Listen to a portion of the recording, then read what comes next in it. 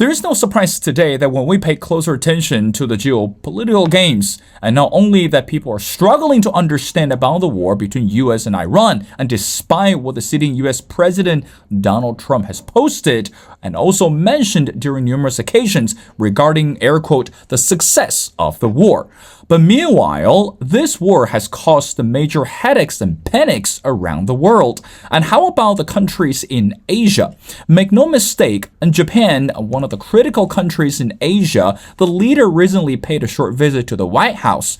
Now, when we talk about this political power and also this political collaboration between US and Japan at this moment, how do we understand that? And what about the reaction from the Japanese Prime Minister regarding this regime change towards Iran? Well, ladies and gentlemen, it's my great honor to invite our distinguished speaker, who's Dr. Michael Green. Dr. Green is a CEO of the United States Studies Center at the University of Sydney and Henry A. Kissinger Chair at the Center for Strategic and International Studies. Well, Dr. Green, and welcome back to the show.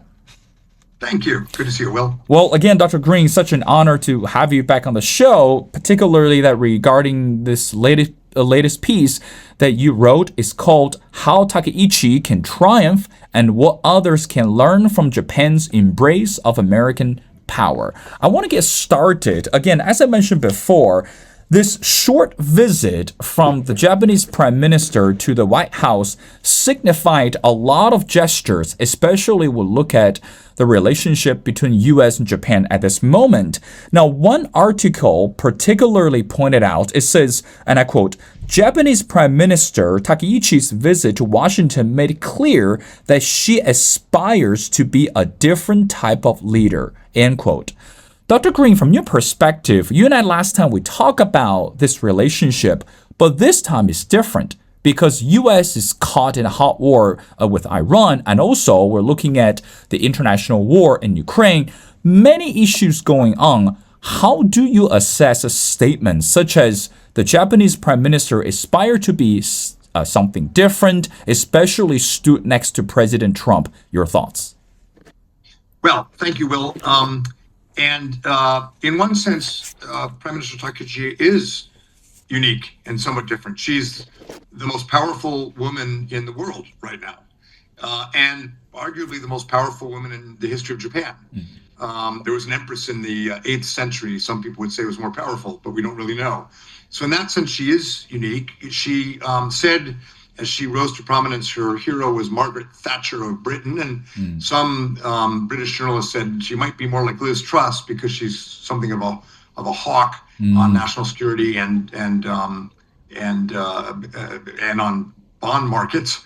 But in another sense, she's not different. She's very much cut from the same cloth as her mentor Abe Shinzo. Prime Minister Abe was Prime Minister of Japan for 8 years. Really established the strategy that she is now executing, sometimes called the free and open Indo-Pacific, but it really involved taking a dispassionate, objective look at the distribution of power in the world, the rise of Chinese power, the pressure on Japan, the deteriorating balance of power in Asia, and concluding we need more of the U.S., not less, and the U.S. needs more of Japan.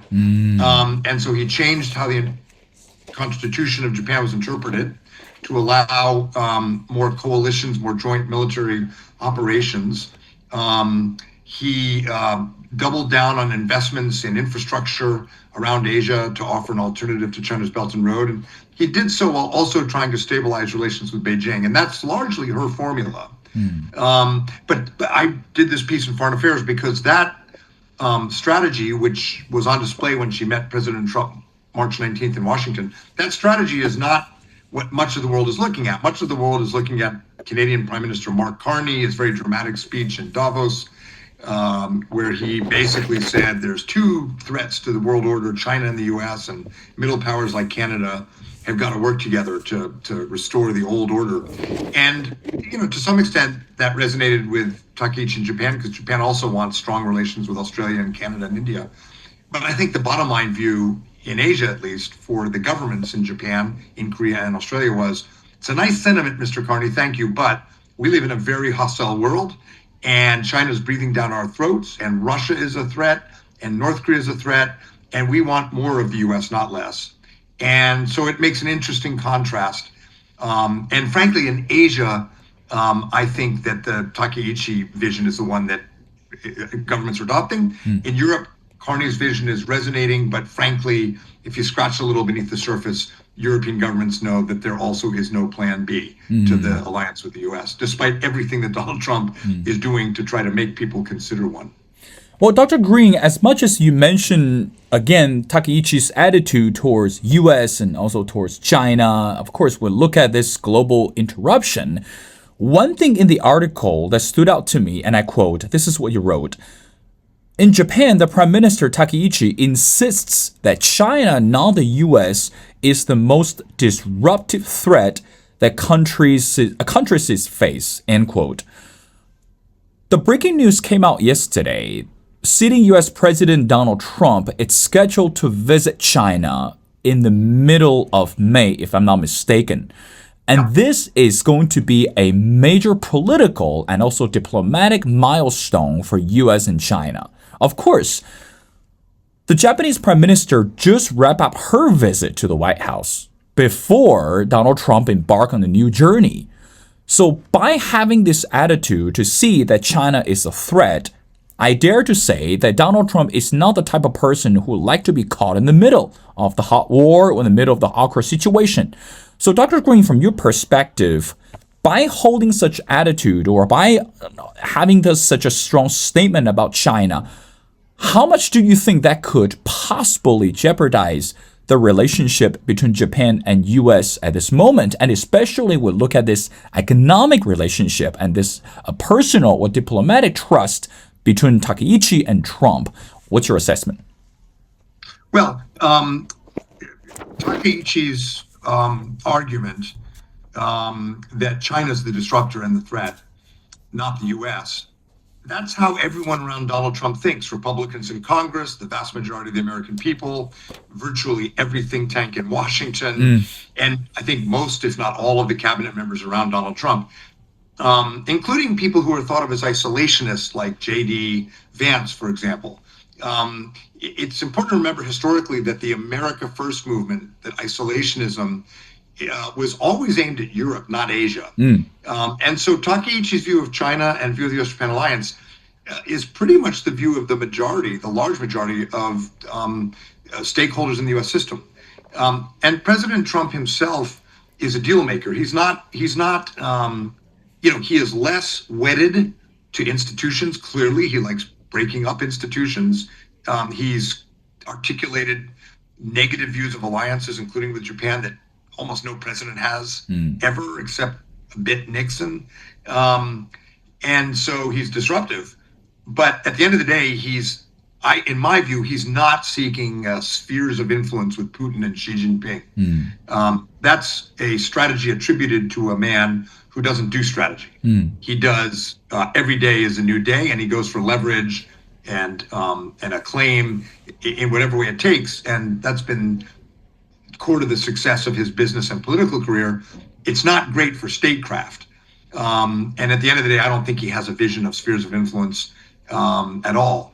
Now, all that said, Takeichi went in March 2026 with the expectation she would be sort of shoring up Trump to not give everything away to Xi Jinping on Taiwan or on Japan's own position, because of course diplomatic relations between Xi and Takeichi are not good. So she went to Washington all prepared to shore up Trump and get him in the right place before he went at the end of March to meet Xi Jinping, but that summit was postponed because of Iran, so now it's May. And instead, she had to go into Washington and deal with the Iran war. And after the president, Truth Socialed how angry he was that allies like Japan weren't doing more in the Strait of Hormuz, and she handled it really well. She basically, behind closed doors, reassured the president. She came out and said, we agree with President Trump, no nuclear weapons in Iran. And then she offered to put together an international coalition of countries to help keep the Strait of Hormuz open and to help President Trump calm down the energy markets, meaning get out of the war. So she really played it very, very well. But the China summit will still happen in mid-May, and I have no doubt that in Tokyo there's a bit of nervousness about what President Trump might say or do to get a trade deal with Xi Jinping. She did get the president to say that he would talk to Xi about Japan, and he would say that that I forgot the words now, but very positive things about Takeichi. That helped.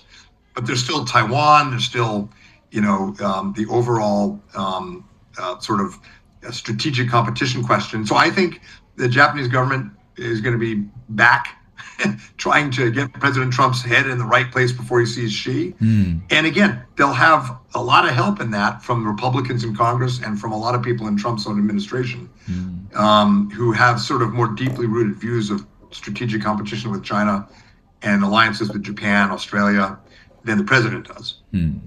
So yeah, she went in thinking she was going to be playing American football, and suddenly she was playing rugby because it was Iran and not China. But I think she did pretty well considering.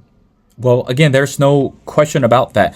Now, Dr. Green, again, going back to the article, when we mention, again, this is something that you wrote, is Japan must forge a broader coalition of economic and security partnership across Asia and Europe with American power at the center. And of course, that you also mentioned that Takeichi's foreign policy, it's really has been shaped based on the predecessor Shinzo Abe, because that was just the path that he set up. But today, when we talk about, especially, I want to dwell on the word coalition. For Donald Trump, again, correct me if I'm wrong, Dr. Green, Donald Trump doesn't play that card. So in other words, Donald Trump, it's not really a firm believer of coalition or diplomatic talks or diplomatic relationships. Again, he's the businessman, and he'll use every single opportunity to elevate himself or elevate the image of America, to get the things done.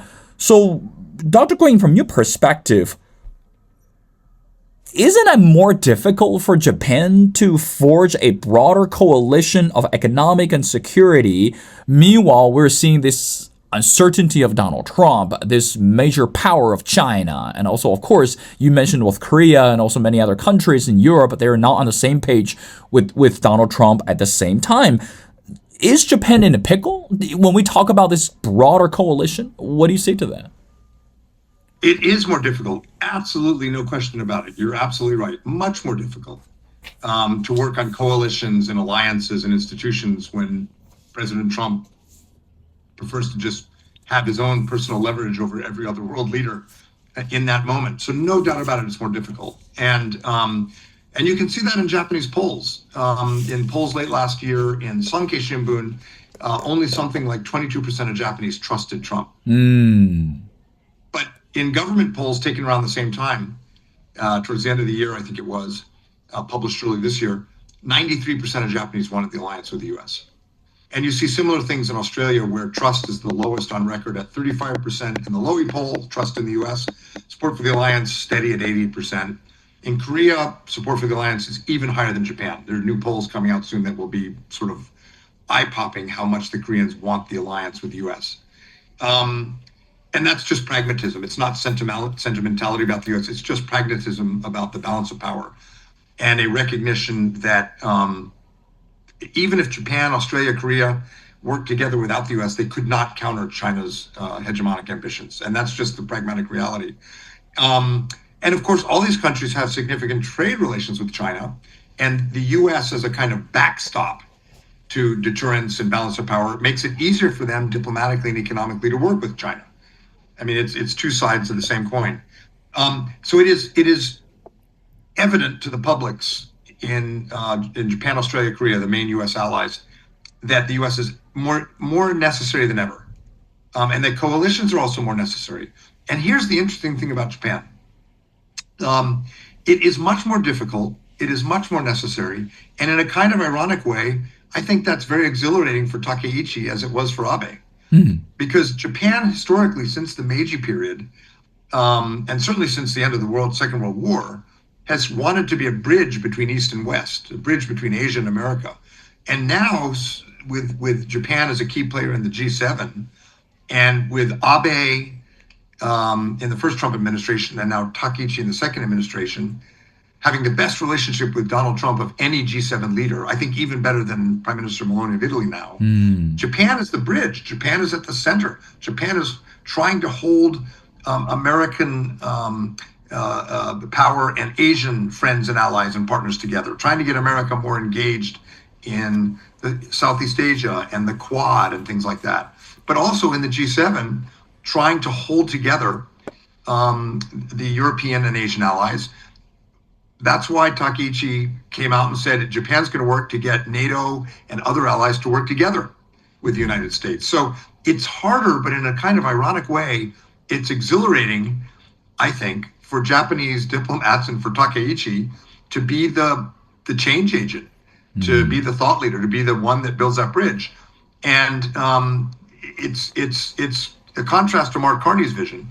And Takaichi and Abe and the current leadership of Japan and the Japanese public and press, they saw a version of Carney's vision when Hatoyama Yukio was prime minister 15 years ago. And he had this sort of move away from the US, move closer to Asia, get China as a counterbalance to the US. He did all of that stuff. He did all of that stuff. And it was a complete disaster for Japan. And so I suspect that for a lot of Japanese strategic thinkers, they're looking at the Carney speech. And of course, Japan wants good relations with China. It's part of the coalition they want to build. But I think they're looking at that and thinking, yeah, no, thank you. Hatoyama tried that in 2009 and 10, and it was a disaster for Japan, strategically, a disaster. And Abe vaulted back to power because of the combination of that sort of anachronistic idealism by Hatoyama's Democratic Party of Japan, and the growing challenge from China.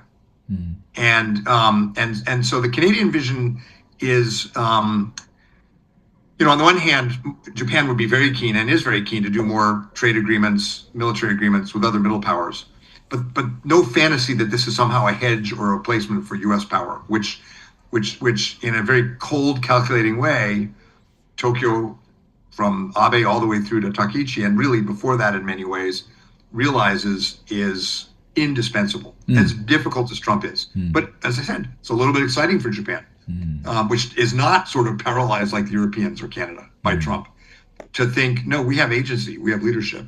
And that's why I think they merit attention, because at least in Washington in March, Takaichi sort of moved the ball forward. Well, again, Dr. Green, I know your time is very precious. I do want to end up asking you one more question. Let's talk about Taiwan for a second. And we know that today, part of the reason, or say large proportion of the reason that Beijing and Japan, it's not on a good term, it's because of the presence of Taiwan. And of course, as the Prime Minister, Takaichi, she has been very, very careful about crafting the messages and also, be careful about how she sees the attitude about Taiwan and also Beijing's firm stand on Taiwan. So putting everything together, within the international community, there have been certain expectations from the Trump administration, especially regarding China-Taiwan relationship. And Japan, again, as I mentioned before, has been really, really firm about where it stands. Beijing is not going to back off. This type of topic of Taiwan will be brought up during Trump's visit to China. So putting everything what I said together, Dr. Green, your final thought is, how would you assess Donald Trump's performance when it comes to Taiwan? I'm sure that Japan is not going to let go of the topic, and Beijing is not going to change the attitude. And again, as the businessman, Donald Trump doesn't enjoy being caught in the awkward, embarrassing situation. How do you think that this issue, I'm not looking for a solution, but I'm looking for some type of assessment or at least some indicators that will not jeopardize the three-way relationship for the global strategy, or I dare to call it the grand strategy. Your final thoughts. Thank you. Well, it is a bit ironic because when the second Trump administration took shape, You had people like the Undersecretary of Defense, Bridge Colby, or Secretary of State Marco Rubio, or Mike Waltz, the first National Security Advisor, now UN Ambassador, all of whom, in one way or another, had the idea that Taiwan was the most important challenge the U.S. faced. We needed Europe to do more for themselves, and we needed to focus on stability in the Western Pacific and deterring an attack on Taiwan. And President Trump said, "No, I'm going to do a war in Iran instead." And so that it depends on how that war goes, but that's pretty unnerving for those who thought Taiwan should be the focus, including Japan and, of course, Taiwan itself and Lai Ching-te. Takaichi got in trouble in the Diet because, in response to a question, she said that if China attacks Taiwan, that it would be an existential threat to Japan. That is a statement of fact. But it is also a statement of law, because under the changes in 2015 that Abe pushed through, the Japanese military can work with the U.S. military to defend other countries, which is new, if it's called collective self-defense, if it's an existential threat to Japan. So she kind of said the magic words that indicated that an attack on Taiwan would lead to Japan, working with the U.S. military and possibly others. Everyone kind of knew that was true. Everyone knows there's planning underway, but it's very Japanese to not say that part out loud and to have, hone and tatemai. But she said it out loud. Some people think she did it on purpose. I'm pretty certain that her official points written by the Foreign Ministry and the Legal Bureau did not say it's existential. I think she ad-libbed a little bit and just said, "I'm going to say the part we all know is true." Beijing put massive sanctions and embargoes on Japan's economy in various areas. They did this to Abe too, by the way, just because he was Abe when he came back to power in 2012. And in 2013, in July, Abe won a big election for the upper house. I actually had lunch with him in the prime minister's office that next Monday. And he told me that he had lots of invitations now, or lots of requests for visits from Chinese officials and business leaders, because basically Beijing realized Abe's not going away. So if that pattern had repeated, then after Takaichi's massive victory in national elections, which brought her from minority status in the Diet to control, 2/3 control, if that pattern had repeated, then you would expect Beijing to say, okay, you win. You're not going away. But they haven't. The pressure from Beijing hasn't. Now, that could be because of Donald Trump's visit, because it could be that Zheng Nanhai is thinking, well, look, Trump may undercut Takaichi, so why not hold out? But it could also be that Beijing has just decided that China's strong enough now, they don't need to back off on Japan. Either way, it is just reinforcing the view in Tokyo that they have got to work with the United States. They've got to get this right. It's that important. And I think ultimately Beijing helped Takaichi get her landslide victory, because her defiance and standing firm played very, very well with the Japanese public. And she's not going to back down. And who knows, we may have a cool period in China-Japan relations for years. I suspect not, though, because I think within China there are plenty of officials and businesses and even the Chinese public likes Japanese popular culture and anime and manga. I think the more likely scenario is that relations do warm a little bit. But frankly, I don't think that happens until Donald Trump makes it clear what his stance is in May with Xi Jinping. So all the more reason why Takaichi has got to get the U.S. lined up and show what Japan's doing for the alliance itself. Well, I mean, again, Dr. Green, I agree with you 100%. And surely Takaichi has a lot more to think about as Donald Trump prepares himself and also the administration to visit China. But meanwhile, as you and I will agree that the diplomatic visit from the U.S. to China is going to send a lot of strong and also mixed signals to the whole world. Because again, we're looking at two largest economies are competing against each other, in technology, in education, in economy.